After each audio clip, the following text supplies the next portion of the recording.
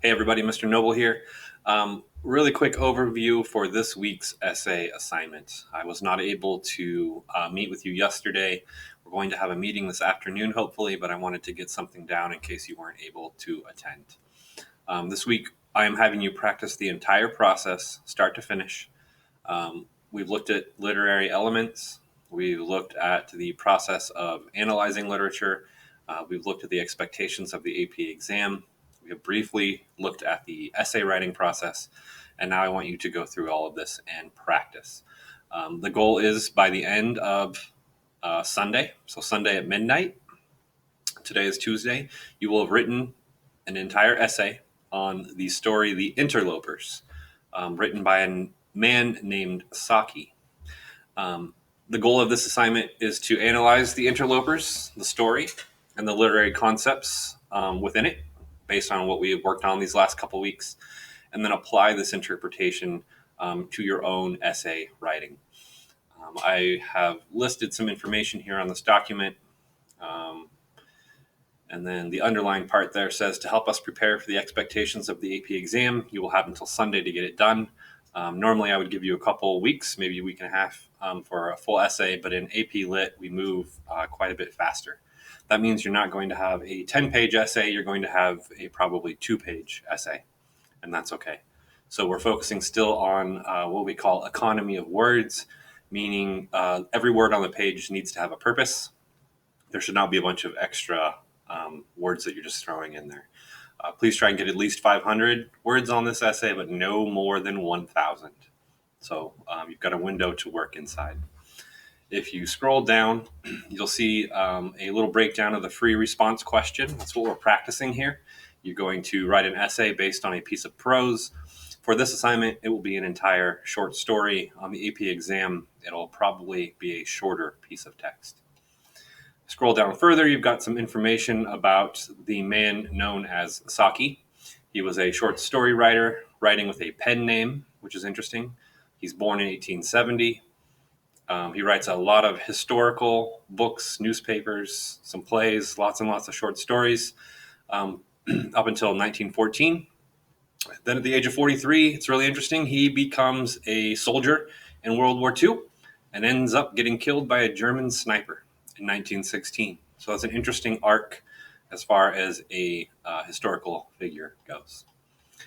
After you've read the story, the link should be on the Canvas page. I want you to then respond to this prompt. It says, The Interlopers by Saki, originally published in 1919. Notice that's after he dies.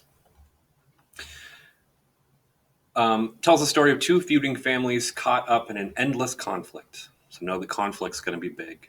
Read the story carefully, then in a well-written essay, analyze how the narrator reveals the characters of Ulrich and George and their eventual demise. Spoiler alert, in order to make a statement about the nature of humans, or about humankind in general. Emphasize such devices as characterization, conflict, plot, and point of view. So if you go through the protocol, you've got several things going on in this prompt here. When you analyze it, I would try and pick 2 elements to discuss. So maybe characterization and point of view, or conflict and plot. But I wouldn't go with all 4. It's setting you up to try to do too much. So as you go through the protocol, you're analyzing the prompt. What is it asking you to do? And what are you going to use in the story? So you're going to write an essay based on this prompt, based on your reading of the story. I'm not expecting brilliance, but I do want you to go through the process, practice the protocol, practice using this AP timed right outline, which is a basic 5-paragraph structure. AP essays are a little different in that they don't always have a 4th paragraph here, the body paragraph number 3.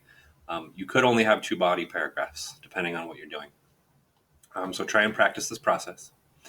And then you scroll down, I've got a rubric here that I will use to grade your essay in the future. But for this assignment, it's a tool for me to communicate with you about your work. My goal is not to light up your thesis statement or your style or your commentary, but to give you some feedback to help you become better readers and writers.